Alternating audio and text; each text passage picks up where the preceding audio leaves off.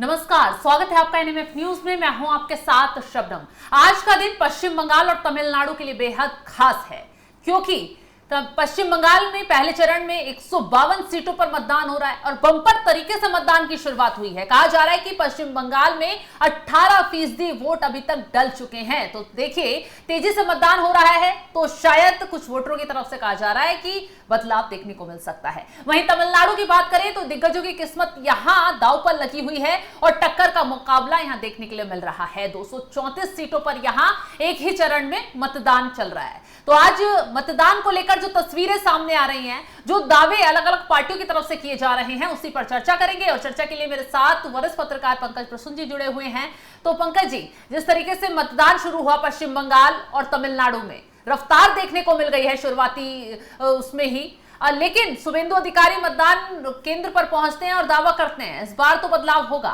तो एक बार सुनवा देते हैं दर्शकों को क्या कुछ कह रहे हैं पूरे मामले को लेकर। परिवर्तन होगा, परिवर्तन होगा सर। यहाँ हिंदू जो हमारी दीदी बहनें रो रहा है, जो इस बार परिवर्तन नहीं होगा तो बंगाल का सनातन खत्म हो जाएगा। दादा किस तरह से अभी माहौल हर जगह बूथ में क्या है, पिंगला में जैसे आप बात करें क्या है दादा? एक मिनट दादा। सर माहौल ठीक है, कंट्रोल है, election commission is doing very better, लेकिन कुछ कुछ तो है, चोट डाकत तो है अभी भी। वो पिंगला उसी का खिलाफ हम लोग का स्पेसिफिक कंप्लेंट है। चिन्मय प्रामाणिक हमारे पोलिंग एजेंट को अरेस्ट किया है, उसको तुरंत कार्रवाई होना चाहिए। मैं police observer, state police observer Mishra और सीओ साहब मनोज अग्रवाल के साथ किया, कंप्लेन भी किया, उसको तुरंत उसको वहाँ हटाना चाहिए, एक्शन होना चाहिए, सस्पेंड होना चाहिए। चलिए बाकी मेरा ममता कहां है ये पता नहीं, कोई बयान अभी तक ममता का सामने नहीं आया। वोटिंग शुरू हो चुकी है, लेकिन शुभेंदु अधिकारी जरूर कह रहे हैं कि परिवर्तन होगा। क्या लगता है पंकज जी आपको? नहीं, ममता बनर्जी वोटर है कोलकाता की, हाँ। तो कोलकाता में जिस दिन मतदान होगा उस दिन वो दिखेंगी, लेकिन नंदीग्राम मुखिया तो है। नहीं ठीक है, नंदीग्राम में वोटर हैं, ये वोट देने आए थे, तो उस वक्त मीडिया के सामने आए और उन्होंने, चलिए नेताओं का अपना अपना दावा है। जो हमारे पास आंकड़े हैं, सुबह 9 बजे तक लगभग 18.56% मतदान हुआ है बंगाल में और 17 कुछ प्रतिशत मतदान हुआ है तमिलनाडु में। तो गर्मी का दिन है, लोग भी चाहते हैं कि या तो सुबह या शाम को, बीच दोपहर में ऐसे भी कम भीड़ दिखेगी। तो जैसे कि उम्मीद थी उसी के अनुसार मतदान बहुत अच्छा हो रहा है। अब तक शांतिपूर्ण मतदान है बंगाल से भी।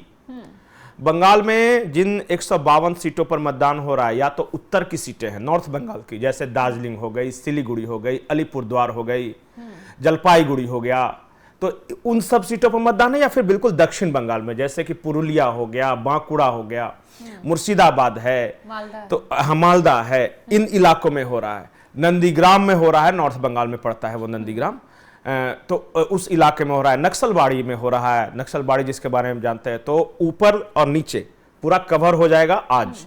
और ये दोनों, बंगाल का जो ऊपर का इलाका है और नीचे का इलाका है, बीजेपी का अमूमन स्ट्रांग होल्ड है। पिछली बार 152 में से 58 सीटें जीती थी बीजेपी, तो 58 सिर्फ इस फेज में जीती थी और टोटल था 77 बीजेपी का। इस बार बीजेपी कह रही है कि हम 100 से पार जाएंगे।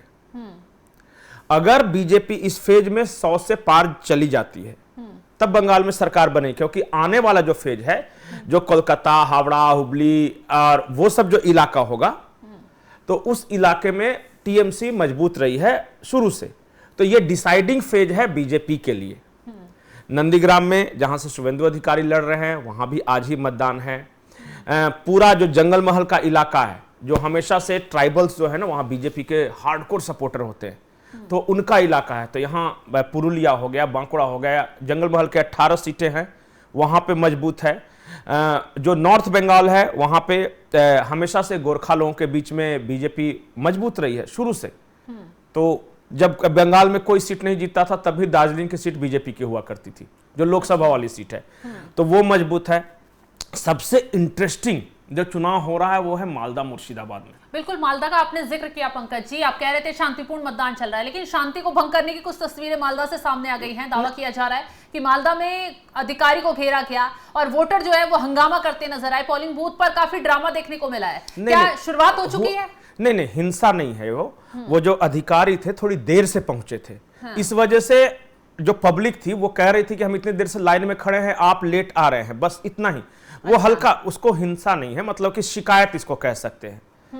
तो ये एक तस्वीर आई है तो ठीक है, लेट आया, कुछ पदाधिकारी लोगों ने उसको कहा कि भाई हम गर्मी में लाइन में खड़े हैं, तुम अभी आ रहे हो ठाट से, तो इस वजह से थोड़ा सा हुआ था। बाकी कहीं अब तक एक रिपोर्ट नहीं कहीं से कोई किस तरह की हिंसा की रिपोर्ट, सब जगह शांतिपूर्ण मतदान चल रहा है। जो मैंने गौर किया, जो तस्वीरें भी शायद आप दिखा रहे हैं विजुअल्स में, अब देखिए महिलाओं की बहुत बड़ी संख्या है। सारे आप जो भी तस्वीर दिखिए वहां महिलाओं की संख्या आपको ज्यादा दिख रही है।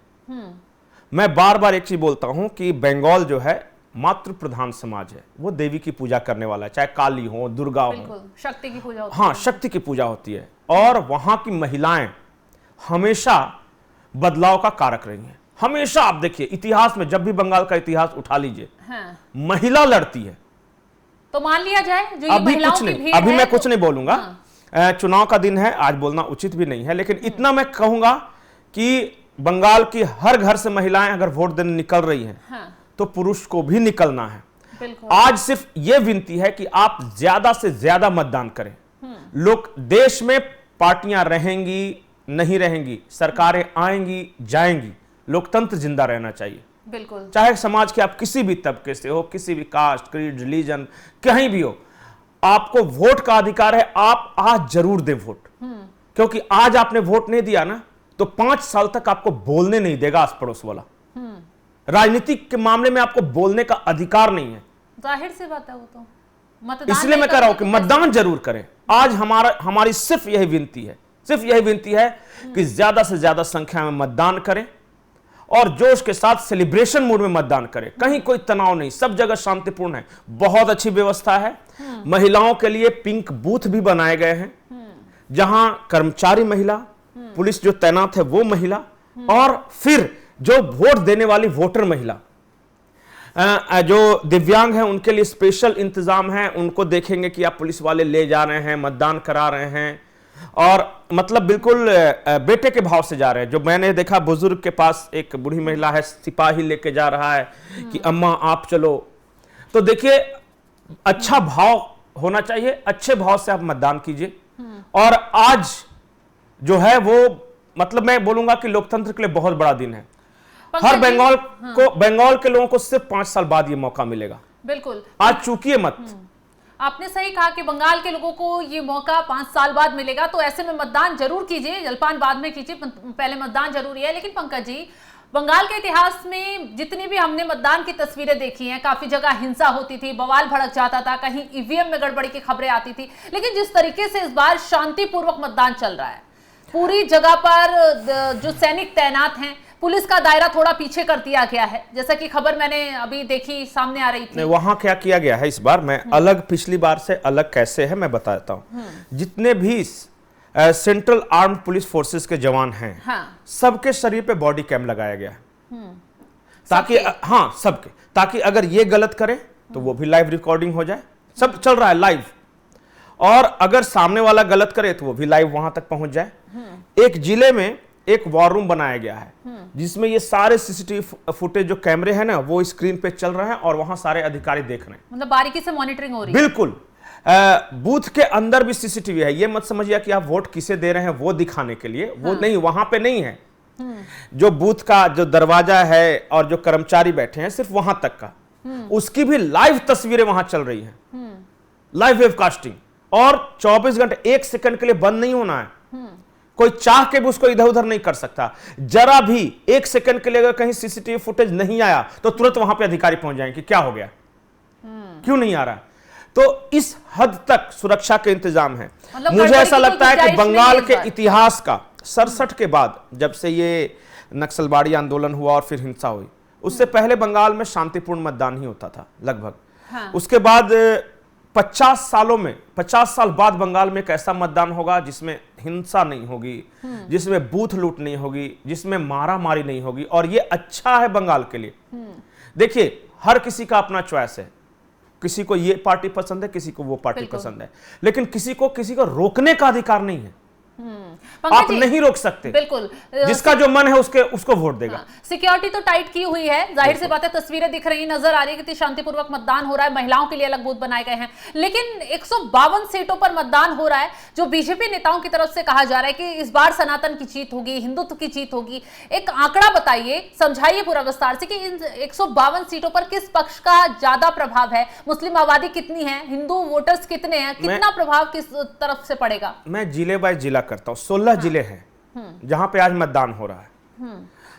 अगर मैं साउथ से शुरू करूं तो पुरुलिया सब डिवीजन के सारे, जो पूरा का जंगल महल इलाका आता है, वहां 18 सीटें हैं, वहां पे मतदान हो रहा है। बांकुड़ा में हो रहा है, बांकुड़ा में 12 सीटें हैं। आप जोड़ते जाइए। उसके बाद आप थोड़ा सा वो आसनसोल वाले इलाके में चले जाइए, वो पूरा आज मतदान हो रहा है। फिर मालदा मुर्शिदाबाद में हो रहा है, वीरभूम इलाके में हो रहा है जहां मां शक्ति आकेन तारापीठ है, वहां आज ही मतदान है। तो इधर हो रहा है और फिर बिल्कुल उत्तर में हो रहा है, जैसे दार्जिलिंग में हो रहा है, अलीपुर द्वार में हो रहा है, जलपाईगुड़ी में हो रहा है, नक्सलबाड़ी जो है वहां पे हो रहा है। पहले वो सिलीगुड़ी का हिस्सा था, सिलीगुड़ी विधानसभा क्षेत्र पड़ता था। अब नक्सलबाड़ी को माठीवाड़ी और नक्सलबाड़ी नाम का एक विधानसभा क्षेत्र बनाया गया है, जहां से कानू सान्याल, चारू मजुमदार। इंटरेस्टिंग फैक्ट्स मैं बताता हूं। नक्सलबाड़ी का जैसे हम नाम लेते हैं तो क्या आता है कि वहां लाल का गढ़ होगा, सीपीएम, लेकिन वहां के लिए इंटरेस्टिंग बात यह है कि वहां मुकाबला टीएमसी और बीजेपी के बीच है। अच्छा। और है नहीं कहीं, वहां मुकाबले में भी नहीं है। और कानू सान्याल के घर जहां पे है, वहां पे आप जाइएगा तो उनके बगल में आपको टीएमसी और बीजेपी के झंडे लगे दिखेंगे। कानू सान्याल की एक बेटी है, वो जिंदगी भर मल्टीनेशनल कंपनी का विरोध करते रहे। उनकी बेटी एक मल्टीनेशनल कंपनी में काम करती हैं, पढ़ी लिखी, बाहर से हैं। खैर बहुत बहुत बधाई, हर किसी को आगे बढ़ने का अधिकार है। मतलब मैं ये कह रहा हूं कैसे घर में ही दफन हो गया वो विचारधारा, उन्हीं के घर में जिन्होंने शुरू किया था, उन्हीं की बेटी बाहर है वो। उसके बाद इंटरेस्टिंग है मुर्शिदाबाद, हर किसी को ये है। मुर्शिदाबाद तो वही इलाका है ना जहाँ बाबरी मस्जिद बन रही है। हाँ, जिला वही है। मुर्शिदाबाद वाले इलाके में जाएगा तो धुलियान में हिंसा हुई थी, पिछले साल दंगा हुआ था, वो है। उसके बाद बरहमपुर सीट से जहां से अधीर रंजन चौधरी, ये भी मुर्शिदाबाद में ही पड़ता है। हुमायूं कबीर 2 सीटों से लड़ रहे हैं, नौगांव और रेजीनगर। ये दोनों भी वीआईपी सीटें हैं। उसके बाद आप मुर्शिदाबाद में जाइएगा तो बेलदांगा, जहां पे ये बन रहा है। मुर्शिदाबाद में पिछली बार आई थिंक कि वहां 22 सीटें हैं मुर्शिदाबाद में। मुर्शिदाबाद में बरहमपुर की सीट इसलिए इंटरेस्टिंग है कि अधीर रंजन चौधरी स्वयं लड़ रहे हैं। पिछली बार वहां से बीजेपी जीती थी। लेकिन अधीर रंजन चौधरी जिस तरीके से ममता बनर्जी के खिलाफ बोलते रहे थे, दिल्ली से कभी कोई बयान नहीं आता था, लेकिन इस बार चुनाव बहुत इंटरेस्टिंग हो गया। राहुल गांधी ममता बनर्जी के खिलाफ बोले वोटिंग से चंद पहले। नहीं बोले हैं, लेकिन उसका महत्व नहीं है ना। एक दिन आके बोल दिया है और कल से फिर सहलाने लगिएगा, तो वैसा नहीं होता है ना। अगर आपको लड़ना है, संघर्ष करना है तो उतरिए। लेकिन उनके बयान के मायने क्या थे? कहना क्या चाह रहे थे राहुल गांधी? नहीं, वहां देखिए गए थे कांग्रेस के लिए प्रचार करने, और कांग्रेस लड़ रही है अलग इस बार, न टीएमसी के साथ है, न बीजेपी के साथ है, न सीपीएम के साथ है। तो जो सरकार है उसके खिलाफ बोलेंगे ना, तभी तो वो जीतेंगे। तो बोलना था, कोरम पूरा कर दिया, बहुत ज्यादा सीरियसली लेना नहीं है। पूरे बंगाल में सिर्फ 2 ऐसी सीटें हैं, 2 या 3, जहां पे कांग्रेस मजबूत थोड़ी बहुत है। उसमें से 2 सीटें मुर्शिदाबाद जिले में ही है।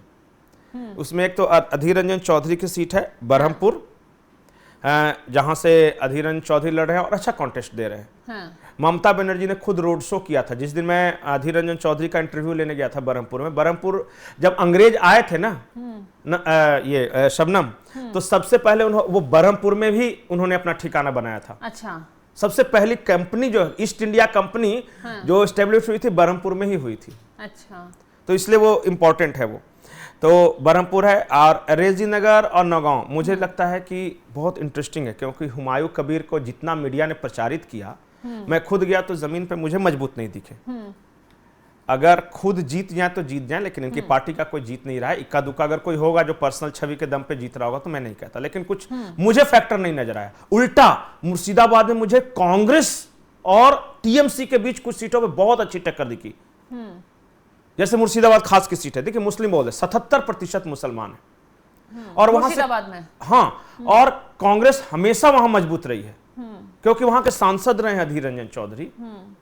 और पिछली बार मुसलमानों ने कांग्रेस को हरा दिया था, यूसुफ पठान को जिता दिया था। यूसुफ पठान आया नहीं दोबारा, इस बार प्रचार करने भी नहीं आया।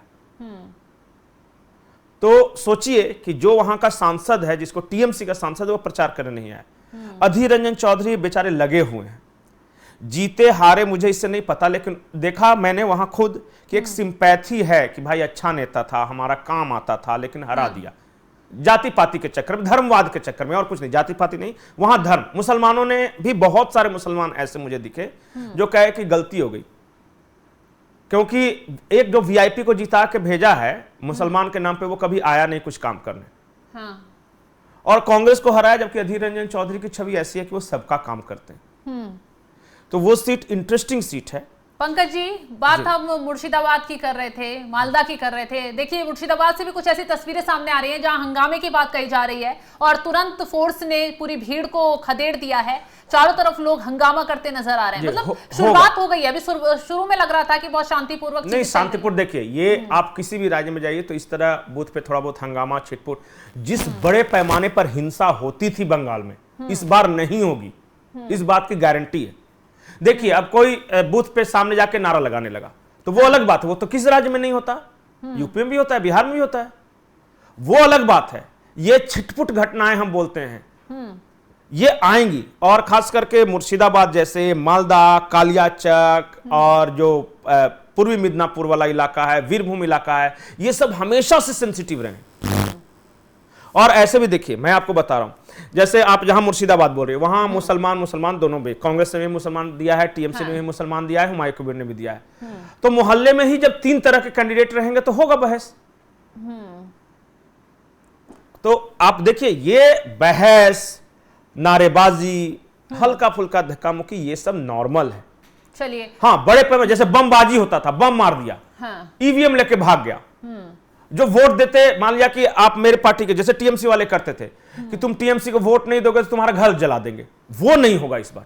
बिल्कुल सही कह रहे हैं आप। तस्वीरें जो आ रही हैं उससे ये दिख रहा है कि सिक्योरिटी टाइट है, तो बहुत ज्यादा उपद्रवी भी समझ गए कि इस बार अगर कुछ हिमाकत की तो सख्ती से डंडा भी चलेगा और हिसाब भी हो जाएगा। तो पंकज जी, फिलहाल तो तमाम जो जानकारी आपने दी है उसके लिए शुक्रिया। आगे भी हम अपने दर्शकों को और भी वोटिंग से जुड़ी जानकारी देते रहेंगे, लेकिन फिलहाल आपको खबर यही बता दें कि 18% से ऊपर अभी तक मतदान हो चुका है। रफ्तार लगातार बढ़ती जा रही है। 1 सेकंड, मैं सिर्फ इसको सुधार देता हूं। 10 बजे तक का मतदान प्रतिशत आ गया है। 10 बजे तक बंगाल में 26% मतदान की सूचना। तो यानी कि इस बार रिकॉर्ड तोड़ मतदान हो सकता है, क्योंकि महिलाएं बढ़ चढ़कर घरों से बाहर निकल रही है, चाहे पश्चिम बंगाल हो चाहे तमिलनाडु हो। और जब महिला घर से बाहर निकलती है तो वाकई में बदलाव की लहर देखने को मिलती है। अब आगे क्या कुछ तस्वीरें सामने आती हैं, क्या कुछ अपडेट बंगाल से और तमिलनाडु से निकलकर सामने आती है, वो हम आपको देते रहेंगे। बाकी की खबरों के लिए आप हमारे साथ जुड़े रहें। नमस्कार।